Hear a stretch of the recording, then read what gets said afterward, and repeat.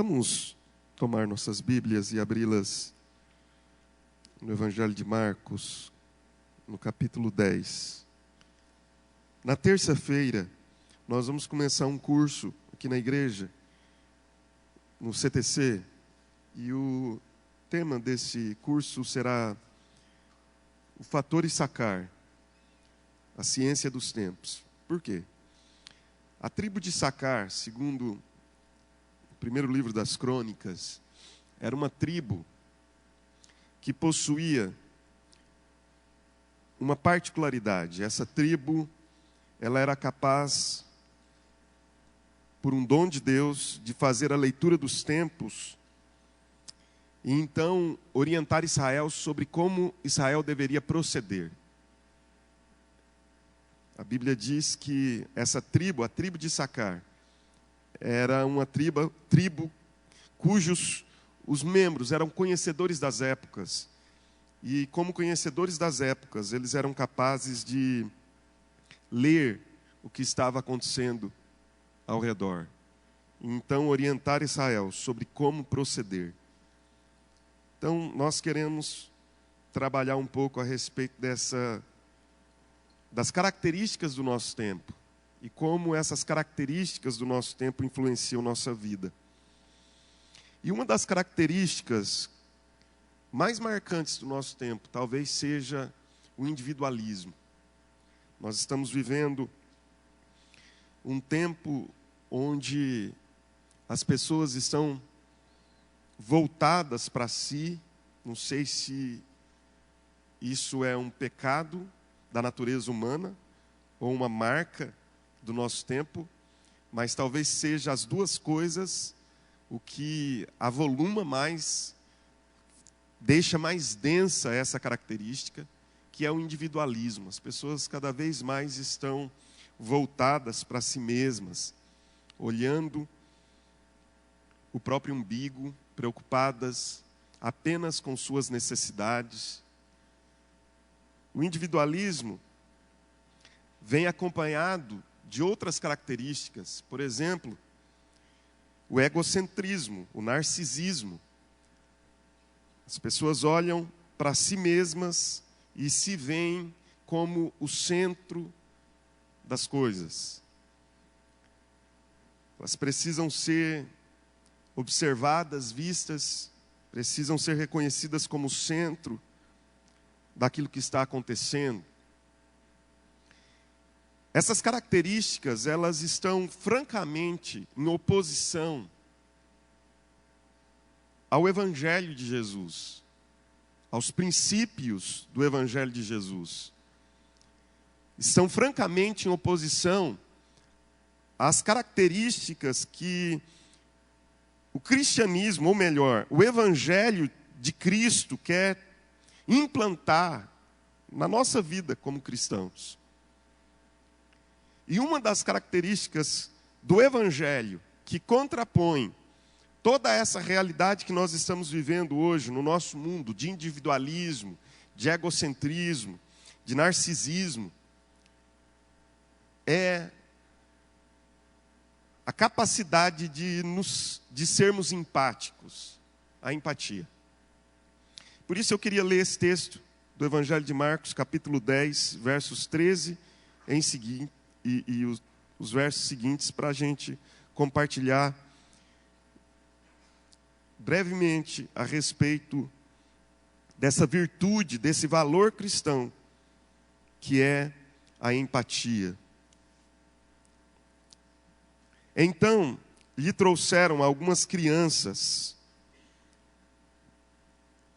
para que as tocasse, mas os discípulos os repreendiam. Jesus, porém, vendo isso, indignou-se e disse-lhes: deixai vir a mim os pequeninos, não os embaraceis, porque dos tais é o reino de Deus. Em verdade vos digo, quem não receber o reino de Deus como uma criança, de maneira nenhuma entrará nele. Então, tomando-as nos braços, impondo-lhes as mãos, as abençoava. O termo empatia significa a capacidade de um ser humano se identificar com outra pessoa e de sentir como ela se sente. É a capacidade de ter o outro em perspectiva e fazê-lo mais importante. É a capacidade de acessar as emoções, sentimentos que estão abaixo da superfície e que são resultados de uma bagagem histórica, de eventos, de formação e tantas outras coisas que cada indivíduo carrega. Talvez, para nós trocarmos em miúdos isso, empatia é simplesmente você fazer conexão. Você conseguir acessar o coração do outro. Nós somos geralmente simpáticos. Às vezes empáticos. Muito menos empáticos e muito mais simpáticos. E achamos que a simpatia resolve. Talvez você me pergunte qual a diferença entre simpatia e empatia. A diferença é simples, é a profundidade da conexão. A simpatia é algo que nós sentimos pelo outro superficialmente, talvez sem nenhum tipo de acesso mais profundo.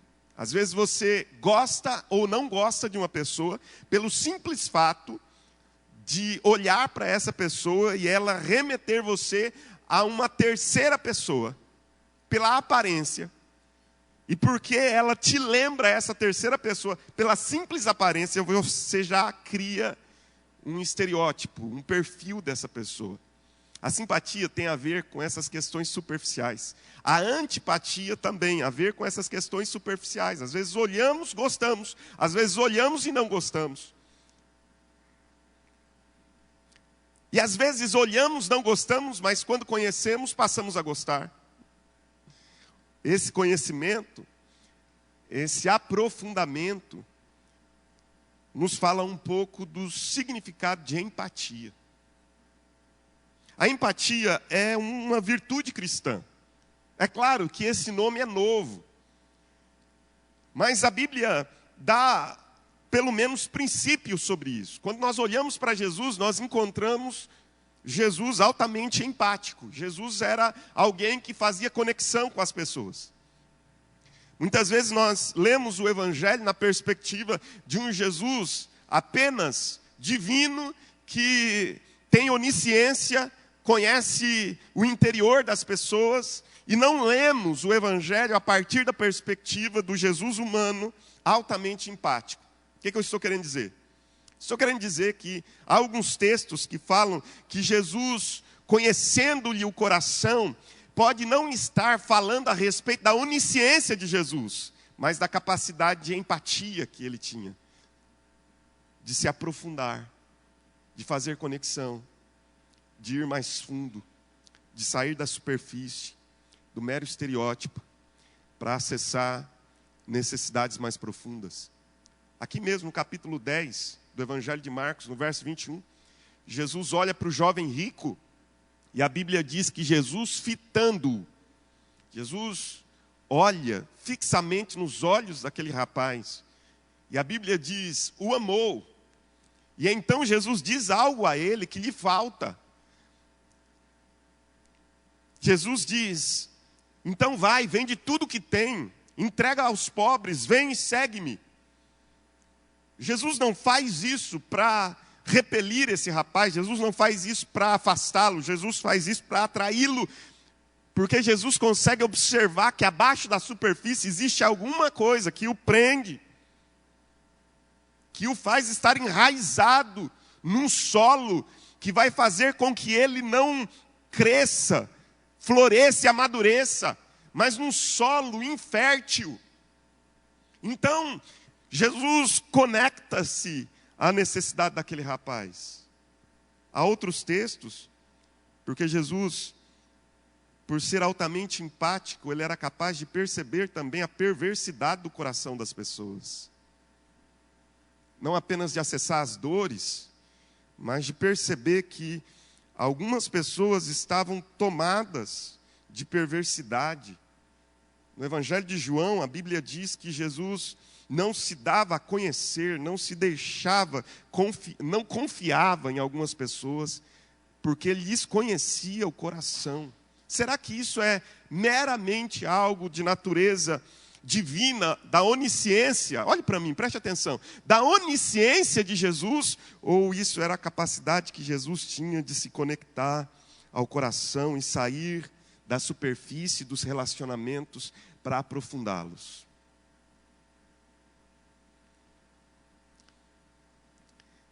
Há muitos textos que nos falam sobre isso.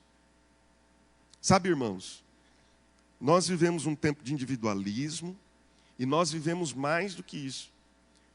Um tempo, como disse, de egocentrismo, de narcisismo, de autocentrismo. Não sei se existe essa palavra. Nós estamos autocentrados, ensimesmados. Quer ver uma característica muito comum nos dias de hoje? E talvez, eu não quero ser superficial na minha fala, não quero ser irresponsável nela. Mas nós temos vivido uma onda de suicídios e a gente sabe que há as razões mais variadas para uma pessoa chegar a atentar contra a própria vida.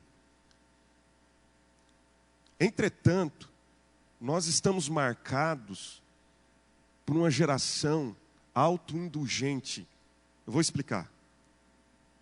Uma geração de profunda autopiedade. Eu olho para Jesus e eu vejo um homem altamente empático e que rejeita a autopiedade. O coitadismo, o vitimismo. Talvez isso responda, não tudo, mas responda um pouco daquilo que nós estamos vivendo. Estamos nos colocando na situação de vítimas permanentemente. Eu não quero ser irresponsável, por favor. Eu sei que existem outras tantas razões e fatores, mas eu estou diagnosticando um. O vitimismo. Como se nós fôssemos vítimas da história. Pessoas que nunca conseguem fazer uma leitura e ressignificar as dores da sua vida. Irmãos, todos nós sofremos. Sofrimento é algo inerente à realidade humana. Não há um que não sofra nessa vida. Sofrimento faz parte do dia a dia de todos nós, é inevitável. Se eu pregar contra isso, ou ao contrário disso, eu estarei sendo irresponsável com a palavra, porque todos nós sofremos.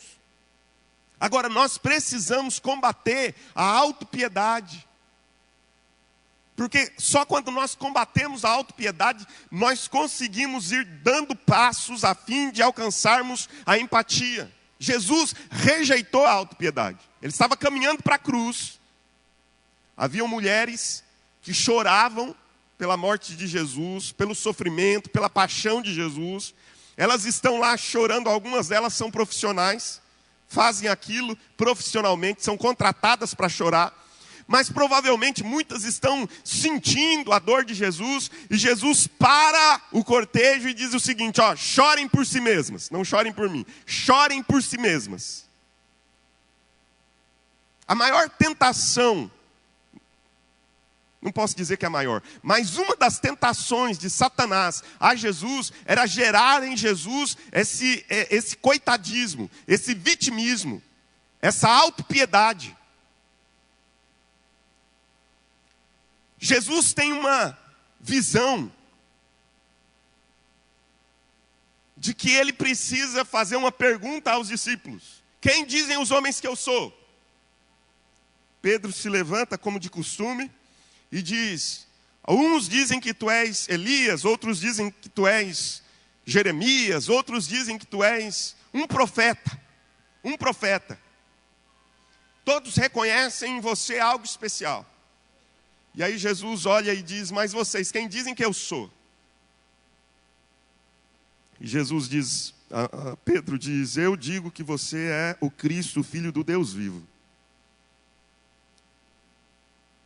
Pois é, Pedro, o que você está trazendo como palavra de revelação não nasceu do seu coração, porque não foi carne ou sangue quem te revelaram, mas o meu Pai que está nos céus. Você teve uma revelação do céu agora. O espírito de revelação veio sobre você e você conseguiu enxergar as coisas da maneira como deveria enxergá-las. Passado isso, Jesus passa então a ensinar os discípulos sobre o itinerário dele a partir dali. E ele diz: olha, o Filho do Homem tem que subir para Jerusalém. E em Jerusalém ele vai morrer. E em Jerusalém ele vai padecer, ele vai sofrer muitas coisas. E depois, ao terceiro dia, ele vai ressurgir. Pessoas que estão contaminadas pela autopiedade não conseguem, são seletivas na sua audição e não conseguem perceber todo o enredo da história. Parece que Pedro, ele só capta aquilo que fala a respeito do sofrimento, da dor, da morte. Ele não consegue perceber Jesus dizendo o seguinte: olha, mas ao terceiro dia ele vai ressurgir. Pessoas contaminadas por esse individualismo, por esse coitadismo, por essa vitimização, que jamais conseguem dar o passo da empatia, um passo além. São pessoas que interrompem a sua audição, são seletivas, conseguem ouvir apenas aquilo que lhes interessa, e geralmente o que lhes interessa é a dor, é o sofrimento, é o que não vai dar certo, é o que não vão conseguir fazer, é o pessimismo. Já percebeu que tem pessoa que você fala assim: vamos, vai acontecer, e ela diz: não sei, sempre vê o lado ruim das coisas. É ou não é? Aí, nesse instante, Jesus diz assim: há pouco você teve uma revelação de Deus, Pedro, mas agora você está sendo usado por Satanás. Por quê? Você já prestou atenção na palavra que Pedro diz para Jesus, quando Jesus narra o enredo da história e diz que o trajeto é até a cruz e depois a ressurreição? O que Pedro diz para Jesus? Tem compaixão de ti mesmo. Isso de modo nenhum te alcançará. Isso de modo nenhum te acontecerá. O que é? Pedro quer que Jesus sinta compaixão de si mesmo, autopiedade, que ele se vitime, que ele se sinta um coitado. E Jesus diz o seguinte: não, isso é obra do diabo. Isso não é obra da revelação divina, isso é obra do diabo. Queridos, nós precisamos rejeitar em nome de Jesus esse sentimento de autopiedade. Você não é a vítima da história. Você foi resgatado pelo sangue do Cordeiro, você tem uma identidade, você é filho de Deus, você já foi colocado num lugar diferente daquele que você estava. Você pode não ter chegado aonde Deus planejou que você chegasse, mas você já não era quem você já não é quem você era, você já mudou. Deus já te deu um nome novo e uma identidade nova. Nós precisamos parar com isso, porque isso vai fazendo com que nós nos voltemos cada vez para nós e nos esqueçamos de olhar que existem pessoas ao nosso lado que precisam de ajuda. Acho que eu fugi um pouco do meu tema aqui. O que eu gostaria de dizer é o seguinte: a empatia é essa capacidade de conexão com as pessoas. E a gente nunca vai ser empático se a gente for autocentrado, ensimesmado. É impossível. Esse texto nos ensina alguns valores, alguns princípios sobre a empatia.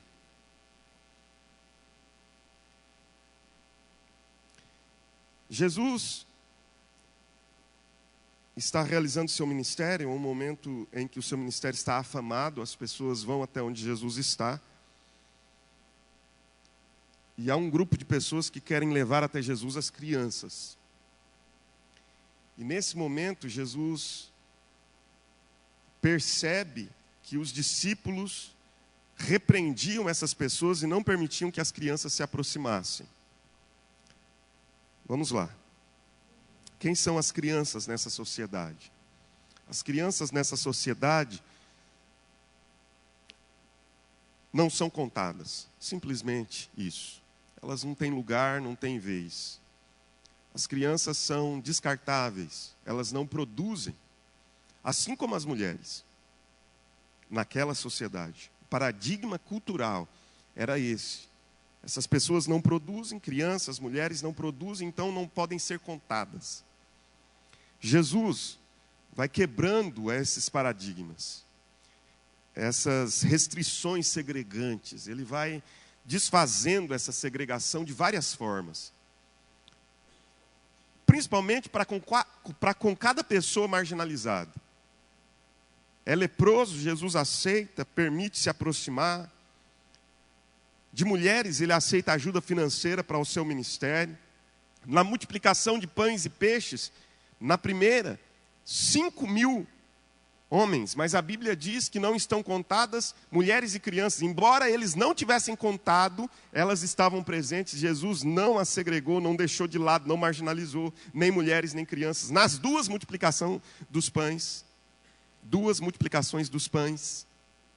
ele, embora a cultura não conte, Jesus as agrega, as permite participar daquele momento. São completamente acolhidas, aceitas. Entretanto, os discípulos, eles são homens do seu tempo. Jesus não, Jesus sim, só que Jesus é talvez o mais alto da tribo de Issacar. Ele consegue ler o tempo e não se deixar contaminar pelo emburrecimento dos paradigmas culturais do seu tempo. De modo que a Bíblia diz que quando Jesus observa os discípulos tendo aquela atitude de ojeriza para com as pessoas que estão trazendo as crianças, repreendendo e dizendo, vocês vão atrapalhar o culto, trazendo essa criançada toda para cá, vocês vão gerar aqui um transtorno, está tudo bem organizado, está acontecendo tudo dentro do protocolo, vocês trazem essas crianças aqui, Jesus vai ter de ficar pedindo para ficar calada, ele já não vai conseguir curar como ele estava curando, então não tragam essas crianças para cá. Nesse momento, Jesus adverte os discípulos e diz para os discípulos, deixai vir a mim os pequeninos, porque deles pertence o reino de Deus. E mais, quem não se transformar como uma dessas crianças, quem não se tornar como uma dessas crianças, não pode entrar no reino e ver o reino. Primeira lição para nós aprendermos empatia como Jesus. É necessário que nós quebremos os preconceitos. É necessário que nós abandonemos os preconceitos. Tem muita atitude de cada um de nós que tem se tornado, queridos, nessa sociedade, na nossa sociedade, barreira para que pessoas acessem Jesus. Somos muito segregadores, muitas vezes.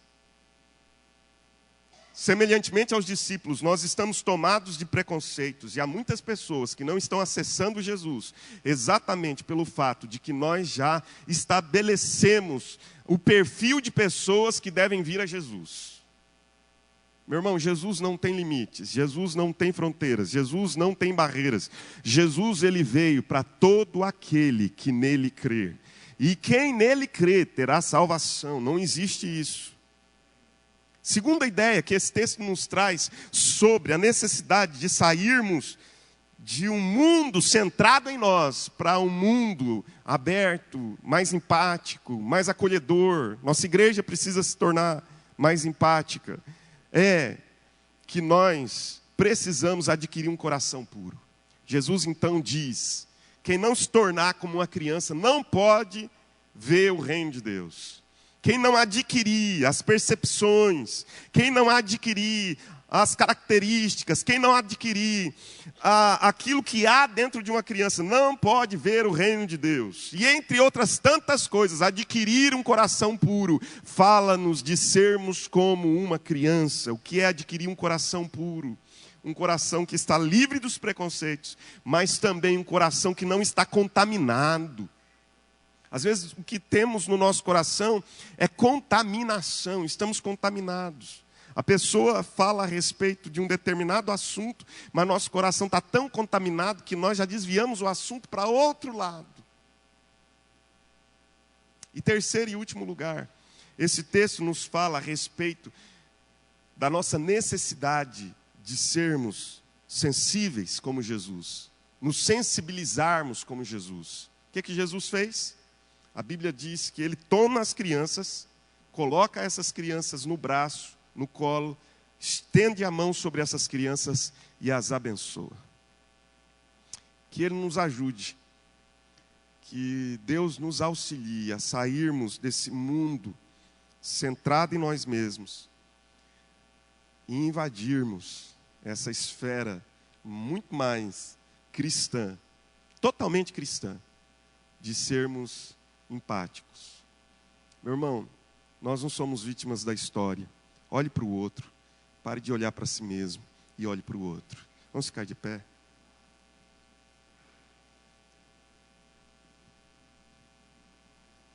Nós vamos participar da ceia do Senhor.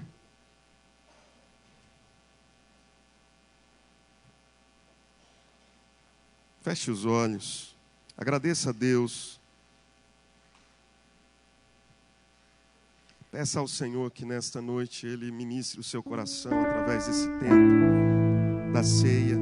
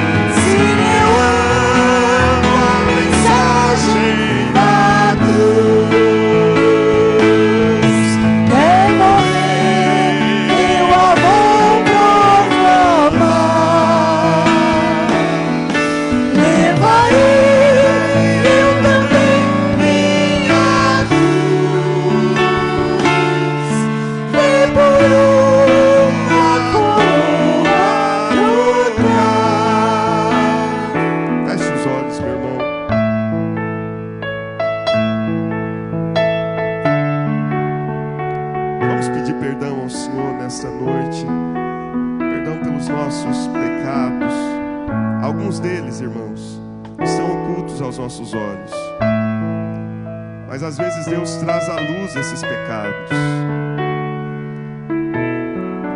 E a autopiedade é um pecado.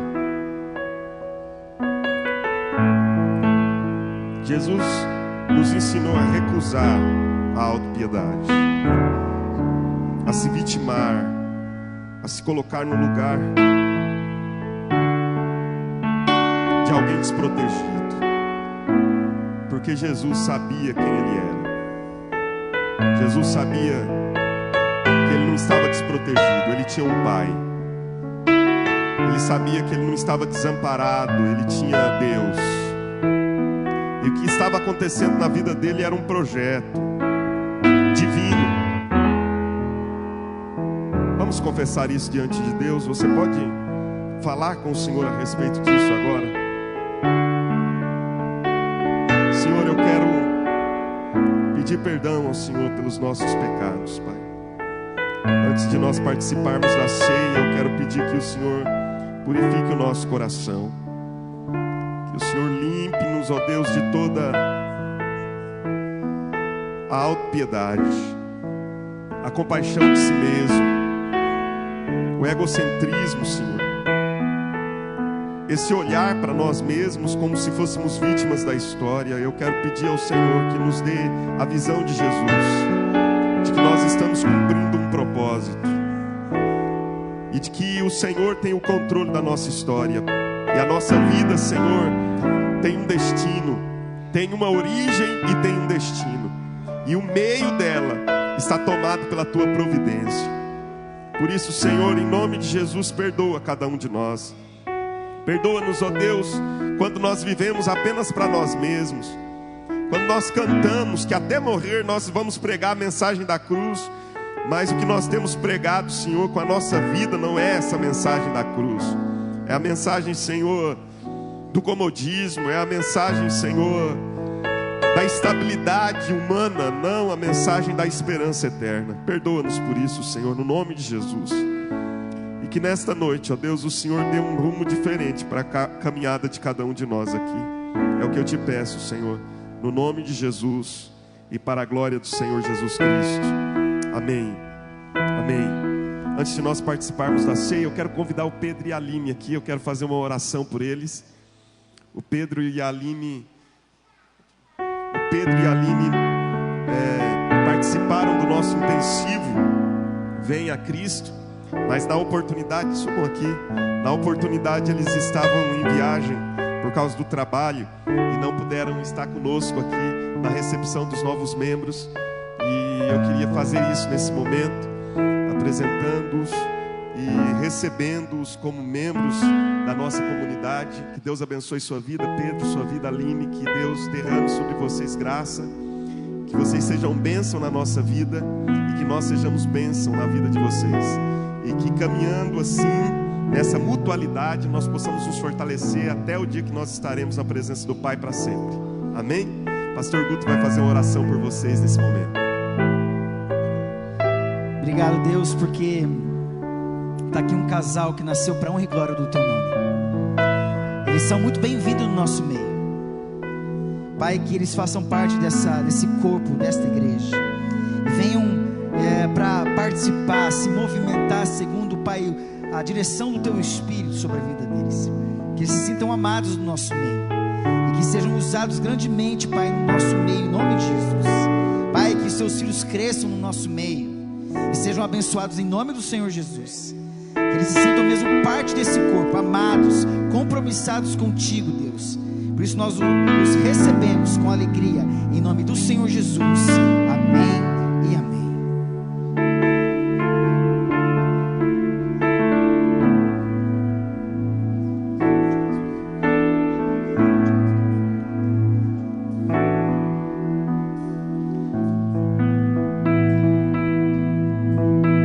Os irmãos podem se assentar. Eu queria convidar os presbíteros que são presentes, tanto aqueles em atividade quanto os em disponibilidade, para que pudessem vir aqui à frente para nos ajudar na distribuição da ceia do Senhor.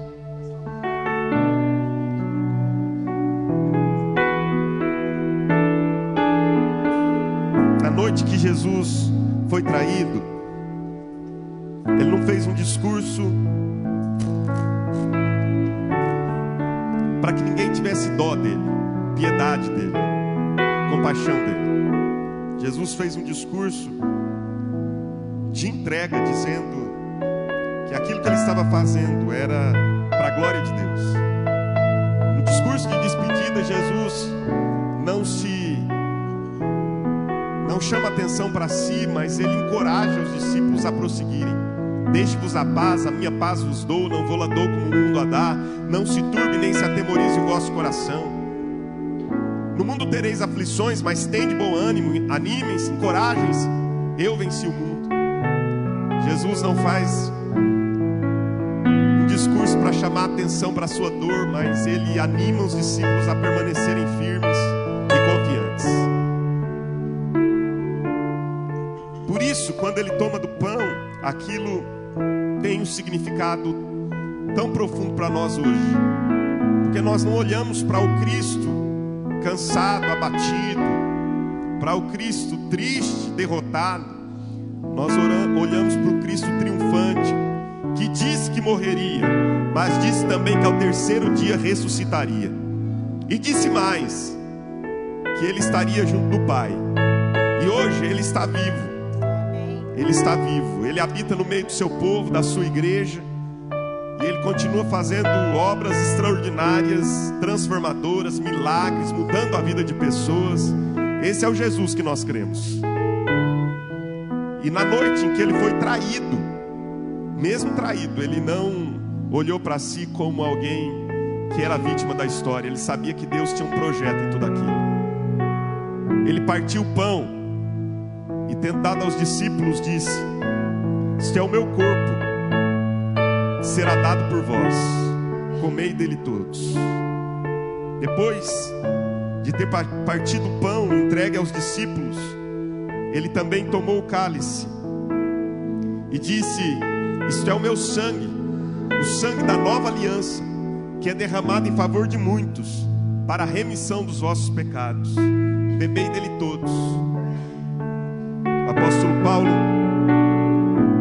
nos entrega aquilo que recebeu do Senhor e diz que todas as vezes que nós comemos do pão e bebemos do cálice, nós nos lembramos da morte do Senhor.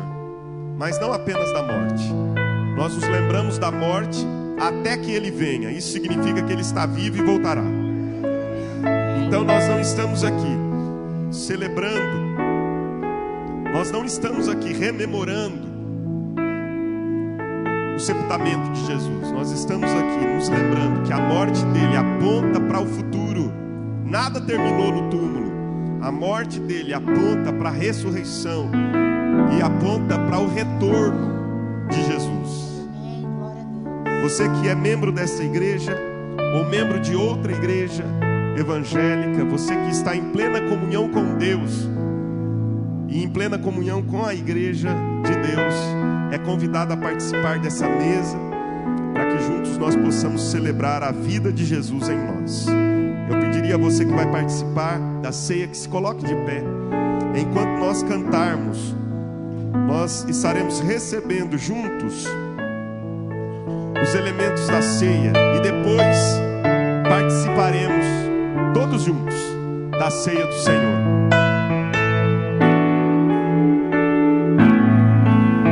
Vamos consagrar os elementos da ceia. Senhor, nós consagramos esses elementos a Ti e pedimos que a bênção do Senhor esteja sobre a nossa vida ao recebermos o pão e ao recebermos o cálice. Nós tenhamos consciência do corpo do Senhor que foi partido e do sangue do Senhor derramado por nós.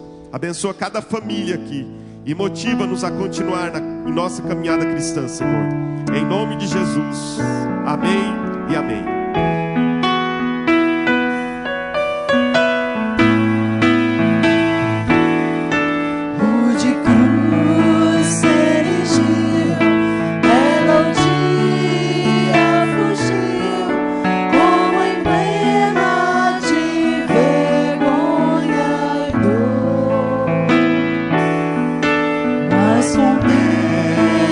Essa cruz, porque nela Jesus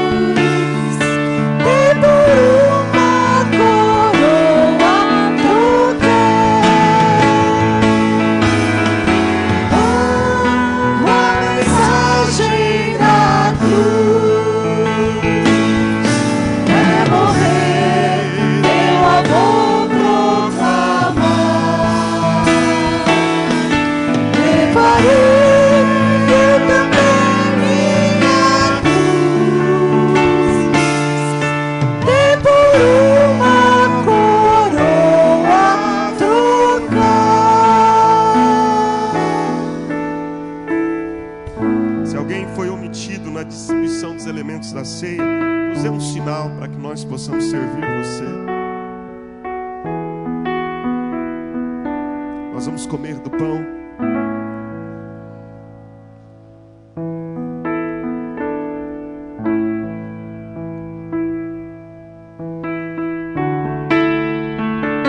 E beber do cálice.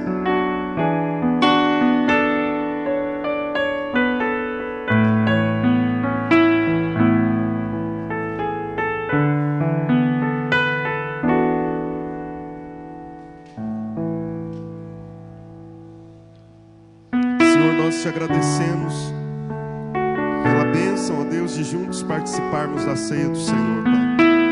Ela nos fortalece, revigora as nossas forças, anima-nos para a caminhada. Obrigado, Senhor, porque Tu sempre estás conosco. Muitas vezes nós não temos a percepção da Tua presença. Nossas emoções e sentimentos nos traem. Mas muito obrigado pela promessa da Tua palavra, Senhor, de eis que estarei convosco todos os dias até a consumação dos séculos. Não te deixarei, nem te desampararei. Muito obrigado pela Tua palavra, Senhor, que diz: eu serei contigo.